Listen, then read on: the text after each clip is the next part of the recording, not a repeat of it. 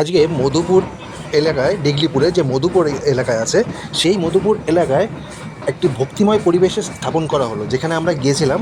আর গিয়ে সেই পুরো ভিডিওটা আমি পুরো ক্যাপচার করলাম। তো দেখো, সেই এত সুন্দর পরিবেশে আমাদের প্রিয় বাবা ভোলেনাথের নতুন প্রতিমা আজকে স্থাপিত হলো। কারণ আজকে সোমবার, আর বারটা সোমবার ভোলে বাবারই দিন, তো যার জন্য আজকে নতুন প্রতিমা স্থাপিত হলো। তো ভক্তদের উচ্ছ্বাস দেখে আমি আর থাকতে পারলাম না, তাতে আমি পুরো ভিডিওটা পুরো রেকর্ডিং করলাম। এখানে ভক্তদের ধর্মীয় অনুষ্ঠানের যে পরিবেশ এবং মন্ত্রোচ্চারের যে মুখরিত হয়ে উঠল গোটা এলাকাবাসী, তারই একটি প্রতিচ্ছবি তোমাদের সামনে আমি তুলে ধরলাম। দেখো কত সুন্দরভাবে এরা প্রোগ্রামটাকে এত সুন্দর পরিচালনা করেছে।